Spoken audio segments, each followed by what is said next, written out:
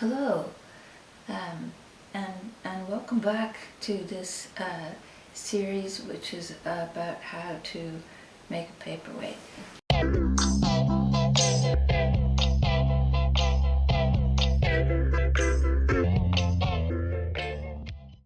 Let's more or less begin with the problem of what a paperweight is. What is a paperweight? Is probably what some of you are asking. And often I find that one needs a paperweight when you have a small piece of paper that you can't hold on to with your hand. For instance, it would be very inconvenient for me to be working on my laptop and then also trying to hold down a piece of paper. So I'll get to this a little bit later. I'll explain what this piece of paper is a little bit later. So what you want to do is more or less get something which will hold the paper down. Because, for instance, if I had this piece of paper, this is the kind of piece of paper that I frequently have in my office, or a piece of paper like this, which piece of paper, which you're not going to put into a file. And it is a piece of paper which is going to be resting on the desk. So, and in this case, this piece of paper is just an ordinary business card, and this is a receipt. Happens to be a receipt from Sweden. So, and the problem is that I can demonstrate the problem. Let's say someone walks by, or there's wind or something, and what you find is that the piece of paper just can fly away. So, so that's basically the problem.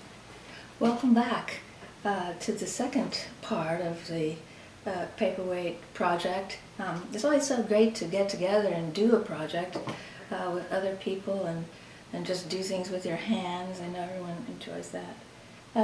So the problem that we were trying to solve before, if you were with us before, was that we had a piece of paper just like this that we want to more or less hold down on top of the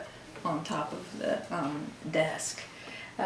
So for instance, if you had a piece of paper like this, I'll show you this because the color is good. You might want to have a paperweight sort of like that. I know that I would choose something like that because it's properly proportioned to the piece of paper. Or a piece of paper you could use, like this with this one as well. The problem that you have with a paperweight like that is that, again, if you have it, and we can just test each one of these. If you have wind, then you see how you lose. That doesn't really serve as a paperweight. Now I'll be right back. I'm just going to retrieve this.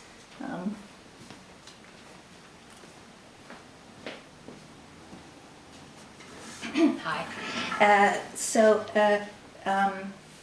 What one, like this is a very nice paperweight. This actually is made quite accurately. But what one might want is something which is a little bit heavier to serve as paperweight. And the question is always, what should it be to be attractive with the paper that you have to hold down. And that's very attractive.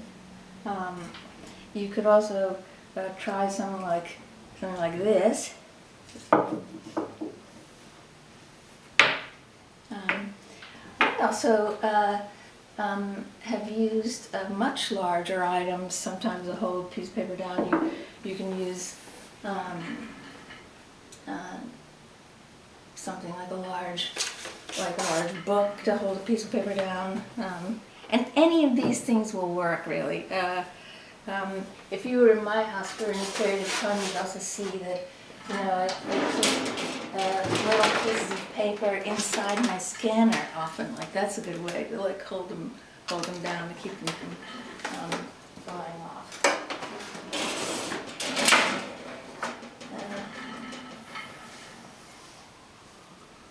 So as you test different paperweights, you want to be careful about a few things. Because, for instance, let's say you use something that you already have on your desk, like I frequently have something like a cup of tea, but I would not rely on that as a paperweight. I mean, it works, it certainly works. Let's just test it.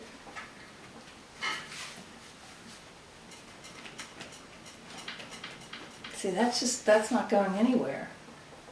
So the paper works as a paperweight, but the problem is, and this is why when I think about these, the problem is, let's say you pick up the coffee mug to drink from it, and then the paper flies away. That one's not going to work. One other sort of scientific solution might be something where you use a glue, you use a chemical solution to the paperweight problem, and then if you put sort of Post-its down on this. Excuse me, I did that wrong. You put Post-its. You could put a number of Post-its on top of this. And we'll just test to be sure that this works, but I think it probably will work. Then that's something that you often have already on your desk. But that even, you see, there's problems there. Even problems with chemicals and glues that we rely on. I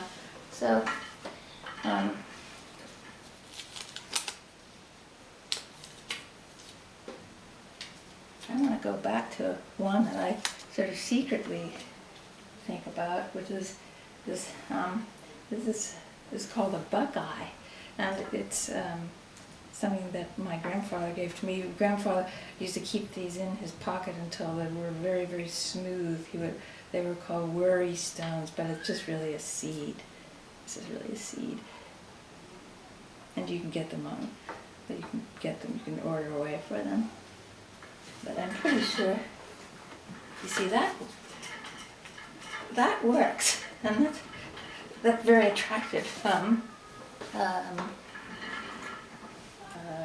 I hope I've helped you solve, some of your paperweight problems, whether they're, aesthetic problems or performance problems, or whether they're just about designing something that you love to look at. And I hope you'll come back and we'll have some more of these times together, which I look forward to so much. Thank you so much for being part of this.